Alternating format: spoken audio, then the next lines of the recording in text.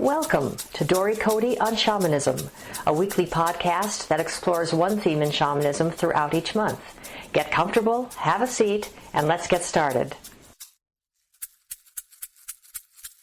Hi, and welcome to the third session of our talks about nature spirits. This one today is specifically about clouds, rainbows, and sunsets.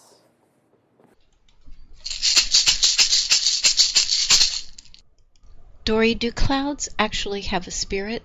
And if so, how can that be, because they are made up of moisture and are constantly changing forms? Absolutely, from a shamanic perspective, clouds have spirit. In fact, all weather has a spirit. But we're going to talk specifically about clouds. My dear friends Nan Moss and David Corbin, now deceased, have researched the spirits of clouds for 25 or so years in their shamanic practices. And so I have studied a tremendous amount and have connected very deeply with the spirits of clouds. What I would say about the fact that, from a mental perspective, of course, we understand that clouds are moisture, they are deposits of density, different densities of moisture, they move around, they form and they reform and they change form. But yet, within the cloud, within any given cloud, in any given moment, there is a spirit that one can connect with. If you were to go back to your childhood, or maybe even as an adult you do this, and if you do, then I applaud you, because we all need to be doing this more. If you were somebody who went out as a child, like on a beach, at a lake, or at the ocean, or in a field, or maybe even in your own backyard, when the skies were clear and there were beautiful clouds floating around, and you could see the images of beings in those clouds. You could see, oh, look, there's my Cocoa Puff, my puppy from years ago. That looks just like her. Oh my goodness, there she is. Or you see a dolphin. Or you see the face of an old man with a beard. Or you see whatever it is you see. That moment in time, if you were to photograph that, that spirit exists there in that moment in time. It's like your own personal little spirit show. Our friends, Nan and David, created a series of photographs of clouds, actually, that are available as divination cards. This is not a commercial for them, but I just want to say that they were able to capture in amazing photography the depth of the spirits that existed in a moment in time captured on film. The magic and the amazing nature of these spirits that are captured live on through the photograph, and we are able to connect with those spirits in some deep way by just gazing at the photo. So, yes, clouds do have numerous spirits, and you can be looking at one cloud and following it across the sky and see more than one spirit in its presence as it passes above you. Or when you pass over it when you're in an airplane. I love looking out the window of an airplane down at the clouds and gazing at the spirits that are in the clouds below me.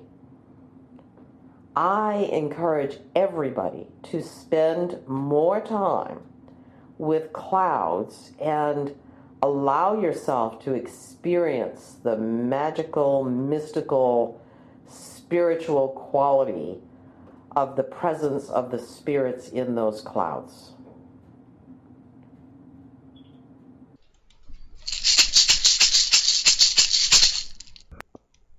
Why are rainbows attractive and magical to people of all ages? Rainbows, of course, to children are incredible magic because they're the unanticipated. Children can't anticipate that a rainbow is going to happen. It's just like, oh, what just happened in the sky? Look at the colors. Look at the colors, Mommy. Look at the colors, Daddy. We as humans might anticipate that a rainbow could occur, but nonetheless, the beauty and the majesty and the magic of a rainbow continues to exist. I remember again years ago when I was traveling through England and the amazing rolling countrysides and the moist nature of their air. The number of rainbows and double rainbows that I would see in a period of a day was beyond magic. I could not anticipate that there would be that many rainbows. And so that even became almost like a miracle to me, the number of rainbows I was seeing. Rainbows, I think, engender still that quickening heart in people because even though we scientifically might anticipate they could happen, we are still taken by surprise. Because particularly if you're driving in your car, you go around a curve and all of a sudden there's a rainbow off in the distance. You couldn't see it 3 seconds ago and now there it is. It's awe-inspiring. It takes your breath away. It is what is happening in nature all the time. Not rainbows, but magic. That magic of the rainbow happens to be so inescapable and so amazing and so huge that even the most difficult personality person who could be like unbelievably angry, seeing a rainbow opens their heart. So part of the reason that they are so attractive to people still is that they do have that capacity to open the heart. All magical, mystical, miraculous moments in nature have that same capacity. They're just not always quite as big or obvious. But if we look for them, if we anticipate them, we will find them, and our heart will be opened repeatedly by the observations of the ways in which magic happens in nature.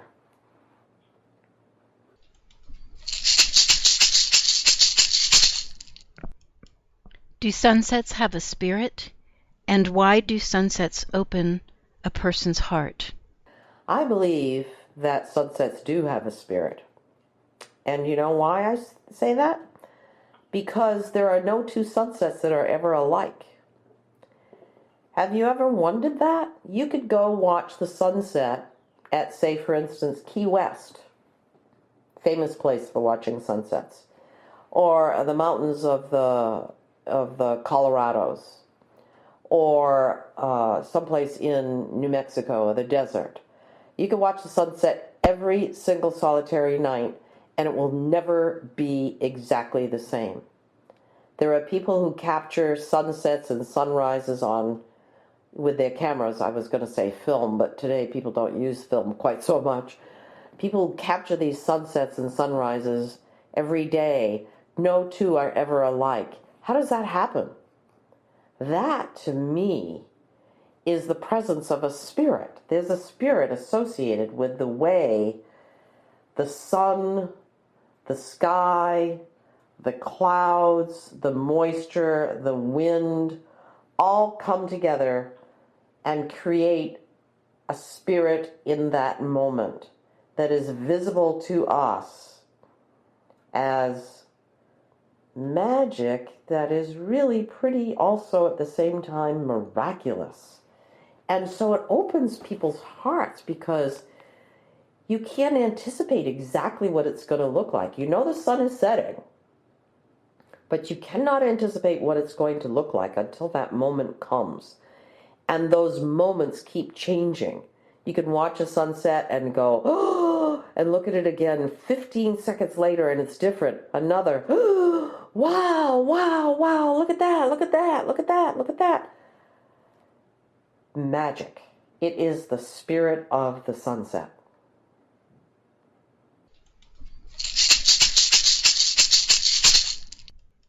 Is there a difference between the energy and nature spirits of a sunset and of a sunrise? And if so, what? Well, sunrise has a different imagery than a sunset, as we know. Again, it is an incredible heart-opening event. I'm privileged to live in Maine, and we have this fabulous national park, Acadia National Park, and I've gone the early morning, 4 o'clock in the morning in the summer, to sit at the top of Cadillac Mountain to watch the sunrise. First place the sunrise is visible on the eastern coast of the United States. And it is an act of absolute wonder to watch the tip of the sun come above the horizon. Every time it occurs, again, unique each time, there is a spirit connected to the way the sun, the water, the wind, the clouds, the moisture in the air, and everything else collaborate to create a moment in time that is a spirit. Is it different than the spirit of a sunset? Well, I would say that every sunrise and every sunset is unique and has its own unique spirit that we can observe and we can also capture through modern day photography.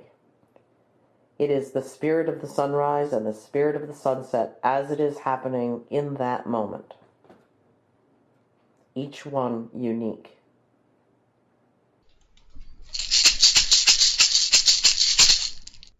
What if a person is immune to all the beauty and is not touched by events like spectacular sunsets? What does that mean about this person? If a person is not moved by the beauty, the magic, the majesty, and the miracle of sunset, sunrise, rainbow, the wind, the rain, the sun, all of that, then they are severely dispirited, what I would call dispirited. Something has occurred in their human life that has created the circumstance that pieces of their soul are gone. Their soul is not fully present here for them to be able to experience wonder and beauty and magic. And what I would suggest is that that person is in tremendous need of spiritual intervention and some form of spiritual healing work.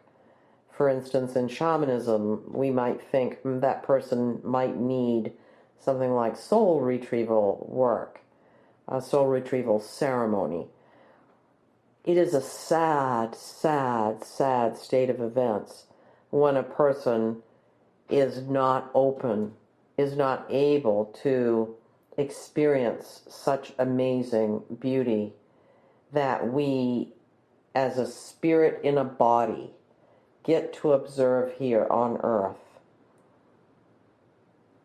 It is the fiber of who we are as a spirit in a body, that we have the pleasure of being here on this planet and observe and be a part of this amazing beauty that surrounds us every moment of every day. And so, as I said, the human who is not able to connect with that is in some way seriously dispirited and needs some spiritual help. I would urge that if the listener knows somebody like that, that they help to guide them to a person who may be able to help, a shamanic practitioner who perhaps can do some soul retrieval work, if that person who is dispirited is willing to do that. They obviously have to be willing, because shamanic work is never done for somebody without their permission.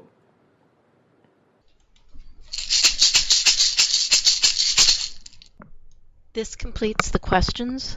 Do you have anything that you would like to add? I would just like to repeat that it is an honor and a privilege to be a spirit alive in a body on the earth, to participate in the interaction and collaboration of our spirit with the spirits of all living beings. And the more we are able to touch base with that every day, the more we are feeding and helping to create the healing that this planet is in tremendous need of at this time. I urge everybody, get outdoors. Go commune with the spirits of nature to heal not just yourself, but the whole planet. Thank you for listening to Dory Cote on Shamanism. We'd love to hear your thoughts, stories, reactions, and questions. Come on over to dorycote.com and join the conversation. And tune in next week for more on this subject, or next month for a new subject. You can subscribe to this podcast in iTunes or sign up on dorycote.com to receive notices when the podcasts are posted. That's Dory, D-O-R-Y, and Cote, C-O-T-E.com. Drumming and rattling by Dory Cote and Terry Morgan. Technical assistance and audio production by JillHackett.com. And this is Susan Savelle, wishing you many blessings in your life. We hope to have you join us next time.